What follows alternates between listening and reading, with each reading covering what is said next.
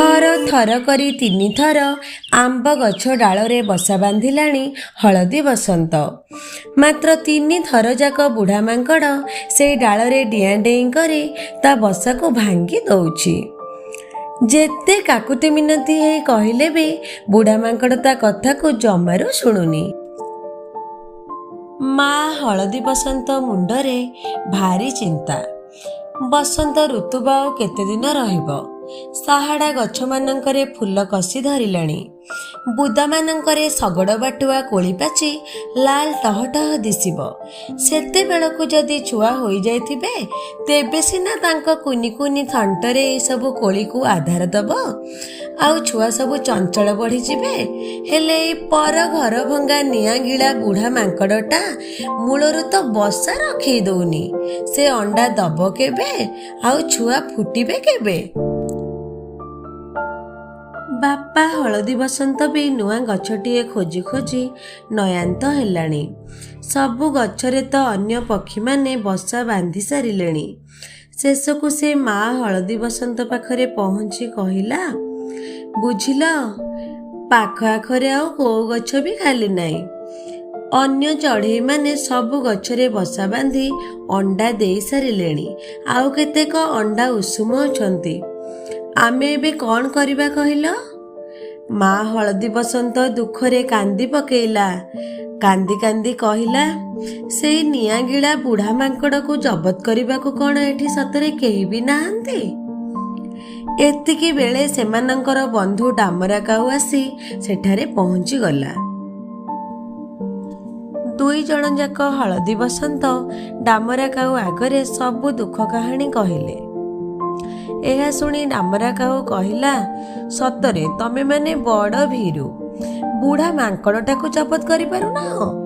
आमे काऊ माने काहारी अत्याचार सही पारुना।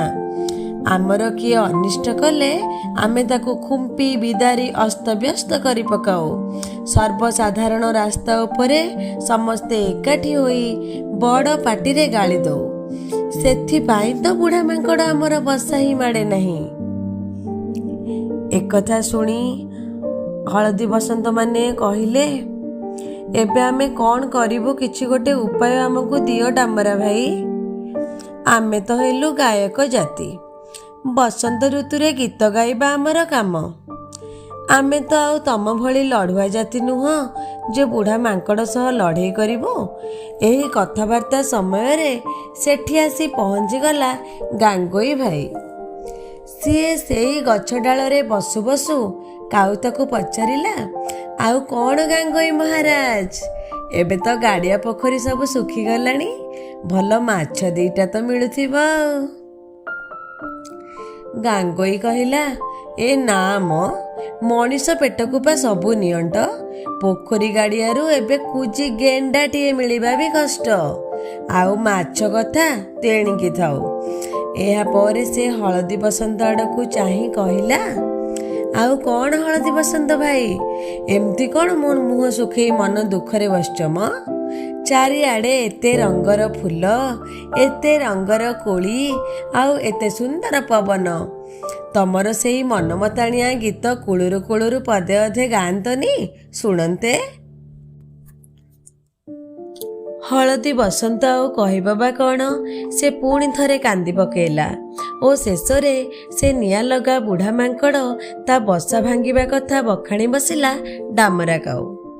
डामरा काऊ कहिला, बुझिल गांगोई भाई, हलदी बसंत, कोइली, सारी, सुआ एमाने हेले आम भितरे शिल्पी।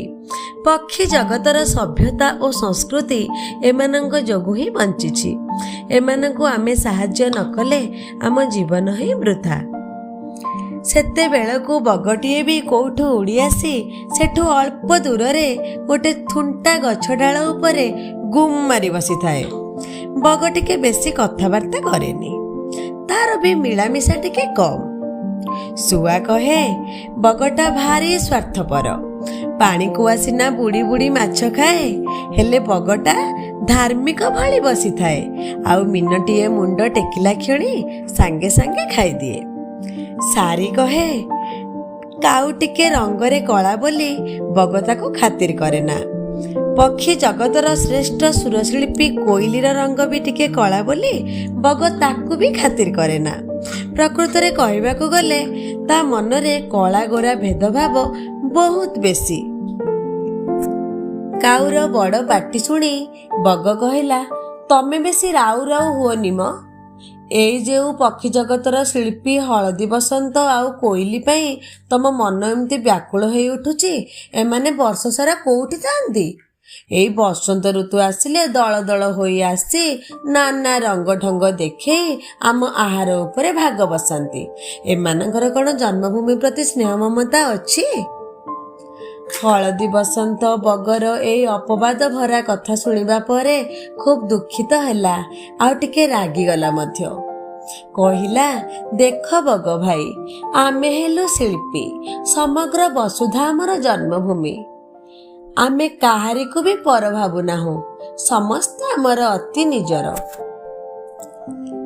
ହେଲେ କାଉ ତ ଏମିତି ବି ହଳଦୀ ବସନ୍ତ ଭଳି କଅଁଳ କଥା କହି ଜାଣେନି। ଅତି କର୍କଶ ଭାବରେ ଭର୍ଚ୍ଛନା କରି ବଗକୁ କହିଲା, ତମେ ଅତି ସ୍ୱାର୍ଥପର ଆଉ ଅହଙ୍କାରୀ ମଧ୍ୟ। ବିପଦ ବେଳେ ପଡ଼ୋଶୀମାନଙ୍କୁ ସାହାଯ୍ୟ କରିବା ତ ଦୂରରେ ଥାଉ, ଆଉ ଯିଏ ଏମିତି ଭାବ ଦେଖାଏ ନା, ସେ ହେଉଛି ଅତ୍ୟନ୍ତ କ୍ଷୁଦ୍ରମନା।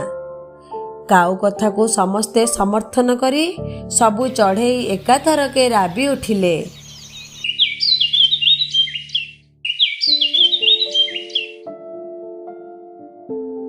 ବଗ ଅପମାନିତ ହୋଇ ସେଠାରୁ ଉଡ଼ି ଚାଲିଗଲା। ଏହି ସମୟରେ ସେଠାରେ ଆସି ପହଞ୍ଚିଲା କଜଳପାତି। କଜଳପାତି ପକ୍ଷୀ ସମାଜରେ ମଧ୍ୟସ୍ଥି କାମ କରେ। ଭଦ୍ରଲୋକୀ କରି କଳି କଜିଆ ମେଣ୍ଟେଇ ଦିଏ, ଆଉ ଭଲରେ ଯଦି କଜିଆ ନ ମେଣ୍ଟିଲା, କଜଳପାତି ନିଜର ଶକ୍ତି ଖଟେଇବାକୁ ବି ଭୁଲେ ନାହିଁ। ତାର ଟାଣୁଆ ମୁନିଆ ଥଣ୍ଟରେ ଆକ୍ରମଣ ବି କରିଦିଏ। ତେଣୁ ପକ୍ଷୀ ଜଗତ ତାକୁ ଶ୍ରଦ୍ଧା କରନ୍ତି, ଆଉ ଟିକେ ଭୟ ବି କରନ୍ତି। କଜଳପାତି ପଚାରିଲା, କଥା କ'ଣ? ତମେମାନେ ସବୁ ଏମିତି ରୁଣ୍ଡ କାହିଁକି ହେଇଛ? କାଉ ହଳଦୀ ବସନ୍ତର ସମସ୍ତ ଦୁରାବସ୍ଥା କଥା ଜଣେଇଲା, ଆଉ କହିଲା, ବୁଢ଼ା ମାଙ୍କଡ଼ ତିନି ଥର ହଳଦୀ ବସନ୍ତର ବସାକୁ ଭାଙ୍ଗିଲାଣି। ମା ହଳଦୀ ବସନ୍ତ ଏବେ ଅଣ୍ଡା ଦବ କୋଉଠି? ଏକଥା ଶୁଣି ସମଦୁଃଖୀ କଜଳପାତି ସମସ୍ତଙ୍କୁ ପ୍ରବର୍ଦ୍ଧନା ଦେଇ ବୁଢ଼ା ମାଙ୍କଡ଼ ପାଖକୁ ଗଲା। ସେତେବେଳକୁ ବୁଢ଼ା ମାଙ୍କଡ଼ ଗୋଟେ ଗଛ ଡାଳରେ ବସି ଅନ୍ୟ ଏକ ଗଛ ଡାଳରେ ଆଉଜି ଘୁମୁଥାଏ। କଜଳପାତି ଡାକିବାରୁ ମାଙ୍କଡ଼ର ନିଦ ଭାଙ୍ଗିଲା। ସେ ତାର ଦି ଗାଲକୁ ଦିଥର କୁଣ୍ଡେଇ ଦେଇ ବିରକ୍ତିରେ ନାଲି ଆଖି ଦେଖେଇ ପଚାରିଲା, କିଏ ରେ ତୁ? କ'ଣ କହୁଛୁ? କଜଳପାତି କହିଲା, ବିଚରା ହଳଦୀ ବସନ୍ତର ବସା ଭାଙ୍ଗିବା କ'ଣ ତମର ଉଚିତ ହେଉଛି? ମାଙ୍କଡ଼ ଖେଁ ଖେଁ ହୋଇ କହିଲା, ଉଚିତ ଅନୁଚିତ ମୁଁ ବୁଝେନା। ଗଛ ଡାଳରେ ଡେଇଁବା ମୋ କାମ। ଆମେ ହେଲୁ ବଳଶାଳୀ, ଆମେ ଯାହା କରିବାକୁ ଚାହିଁବୁ ସେଇଆ କରିବୁ। ଜୋର ଜାର ମୁଲକ ତାର। ତାପରେ କଜଳପାତି ତାକୁ ଅନେକ ବୁଝେଇଲା, ହେଲେ କଜଳପାତିର କଥାକୁ ବୁଢ଼ା ମାଙ୍କଡ଼ ଏ କାନରେ ପୂରେଇ ସେ କାନରେ ବାହାର କରିଦେଲା। ଏଥର କଜଳପାତି ନିରାଶ ହୋଇ କହିଲା, ହଉ ତାହେଲେ ମୁଁ ଯାଉଛି ଭଲ୍ଲୁକ ମହାରାଜାଙ୍କ ଛାମୁରେ ତୁମ ନାଁରେ ଫେରାଦି ହେବି। ବୁଢ଼ା ମାଙ୍କଡ଼ ତାଚ୍ଛଲ୍ୟ କରି ତାକୁ କହିଲା, ହଉ ଯା ଯା। ମୁଁ ସେ ରାଜାଙ୍କୁ ଡରିଛି ନା ମକଦ୍ଦମାକୁ ଡରିଛି, ନା ତତେ ଡରିଛି ମ? ଏହାପରେ କଜଳପାତି ଫେରିଆସି ହଳଦୀ ବସନ୍ତ ସହିତ ଅନ୍ୟ ପକ୍ଷୀମାନଙ୍କୁ ନେଇ ପହଞ୍ଚିଗଲା ଭଲ୍ଲୁକ ରାଜାଙ୍କ ଛାମୁରେ। ସେତେବେଳେ ଦରବାର ଚାଲିଥାଏ। ବୀରାଧି ବୀରବର ପ୍ରବଳ ପ୍ରତାପୀ ଶ୍ରୀ ଶ୍ରୀ କଣ୍ଟକ ଜିହ୍ୱ ଭଲ୍ଲୁକ ମହାରାଜ ସିଂହାସନ ଉପରେ ଉପବେଶନ କରିଥାନ୍ତି। ପାଖରେ ଆଉ ଏକ ଆସନରେ ବସିଛନ୍ତି ପ୍ରଧାନମନ୍ତ୍ରୀ ମହାଶୟ ଶ୍ରୀଯୁକ୍ତ ହୀନବୁଦ୍ଧି ଜମ୍ଭୁକ ପ୍ରବର। ସେନାପତି ଶ୍ରୀଯୁକ୍ତ ତୀକ୍ଷ୍ଣ ଦନ୍ତ ଶୃଗାଳ ଚତୁର୍ଦିଗକୁ ଦୃଷ୍ଟି ନିକ୍ଷେପ କରି ଖଡ଼୍ଗ ହସ୍ତେ ଦଣ୍ଡାୟମାନ କରିଛନ୍ତି ଦରବାରରେ। ସେହି ଜଙ୍ଗଲରେ ବାଘ ସିଂହ ହାତୀ ନଥିବାରୁ ସମସ୍ତେ ମିଳିମିଶି ଭାଲୁକୁ ରାଜା କରିଛନ୍ତି। ଆଉ ସମସ୍ତଙ୍କର ସମର୍ଥନ ପାଇ ମଧ୍ୟ ଭଲ୍ଲୁକ ମହାରାଜ ନିରଙ୍କୁଶ ଭାବରେ ଶାସନ କାର୍ଯ୍ୟ ତୁଲାଉଛନ୍ତି। ତାଙ୍କ ଚାରିପାଖରେ ଘେରି ରହିଥାନ୍ତି ନାନା ଜାତିର ପଶୁ ପକ୍ଷୀ ଆଉ ସରୀସୃପ ଜଗତ। ଆଜି ଚାଲିଛି ବୁଢ଼ା ମାଙ୍କଡ଼ ବିରୁଦ୍ଧରେ ମକଦ୍ଦମା। କଜଳପାତି ଭଲ୍ଲୁକ ମହାରାଜଙ୍କୁ ସବୁ କଥା ଜଣାଇଲା। ରାଜା ବିଚାର ଆରମ୍ଭ କଲେ। ହଳଦୀ ବସନ୍ତ ପକ୍ଷରୁ ସାକ୍ଷୀ ଦେଲେ ଗାଙ୍ଗୋଇ, କୋଇଲି, କଜଳପାତି ଓ କପୋତ। ବୁଢ଼ା ମାଙ୍କଡ଼ ପକ୍ଷରୁ ସାକ୍ଷୀ ଦେଲେ ପାତି ମାଙ୍କଡ଼ ଓ ଶାଳିଆ ପତିନି। ହଳଦୀ ବସନ୍ତ ପକ୍ଷରୁ କାଉ ଓକିଲାତି କରି ପ୍ରମାଣ କରିଦେଲା ଯେ ମାଙ୍କଡ଼ ହିଁ ହେଉଛି ଦୋଷୀ। ଭଲ୍ଲୁକ ମହାରାଜ କାଉର ଯୁକ୍ତିକୁ ହୃଦୟଙ୍ଗମ କଲେ ଆଉ ରାୟ ଦେଲେ ବୁଢ଼ା ମାଙ୍କଡ଼ ବିନା ଦୋଷରେ ବାରମ୍ବାର ହଳଦୀ ବସନ୍ତର ବସା ଭାଙ୍ଗିଥିବାରୁ ସେ ହିଁ ଦୋଷୀ। ତାକୁ କଠୋରରୁ କଠୋର ଦଣ୍ଡ ଦିଆଯିବ। ରାଜାଙ୍କର ରାୟ ଶୁଣି ଚଢ଼େଇମାନେ ଆନନ୍ଦରେ ରାବି ଉଠିଲେ।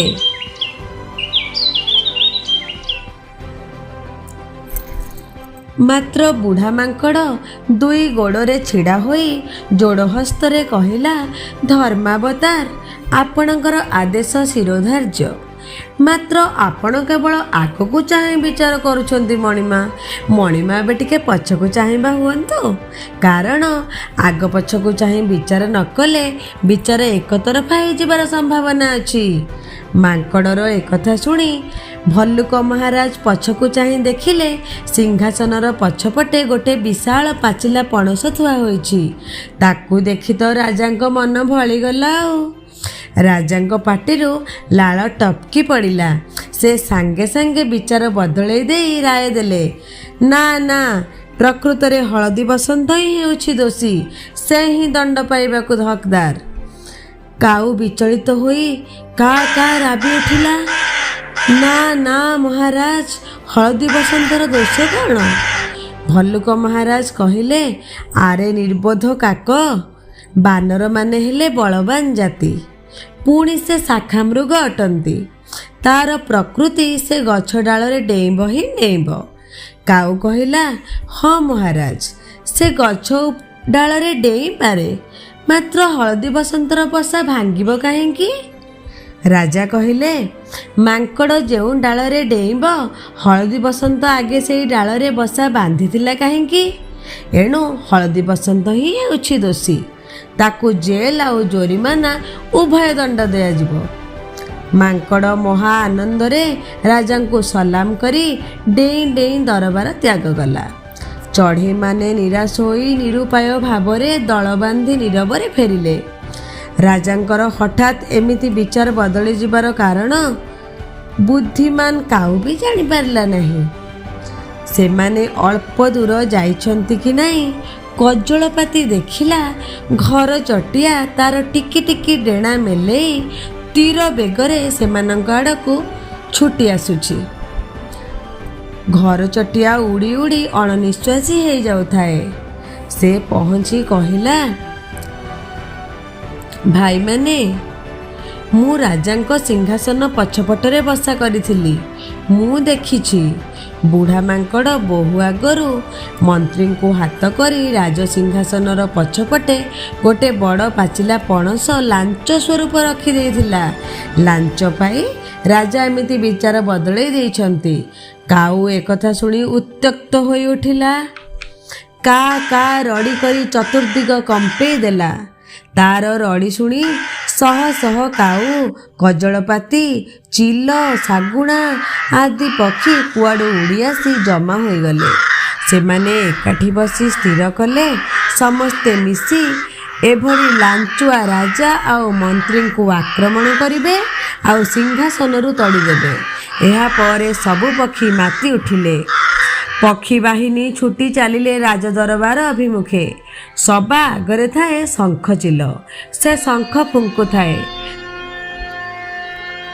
ତା ପଛକୁ ଦାମରା କାଉ ଆଉ ତାର ଶହ ଶହ କୁଆ ବାହିନୀ, ଆଉ ତା ପଛକୁ ଶହ ଶହ କଜଳପାତି, ତା ପଛକୁ ଦଳ ଦଳ ଅନ୍ୟାନ୍ୟ ପକ୍ଷୀ। ସମସ୍ତେ ଏକାବେଳକେ ରାଜାଙ୍କ ନଅର ଭିତରକୁ ପଶିଗଲେ। ଦେଖିଲେ ଭଲ୍ଲୁକ ମହାରାଜ ଶୃଗାଳ ମନ୍ତ୍ରୀଙ୍କ ସହ ଏକାଠି ବସି ସେଇ ପାଚିଲା ପଣସଟିକୁ ମହା ଆନନ୍ଦରେ ଖାଇ ଚାଲିଛନ୍ତି। ଗୁଣ୍ଡୁଚି ମୂଷା ମଞ୍ଜି ବାହାର କରି ଖୋସାଟିମାନ ବଢ଼େଇ ଦେଉଛି ମନ୍ତ୍ରୀଙ୍କ ହାତକୁ।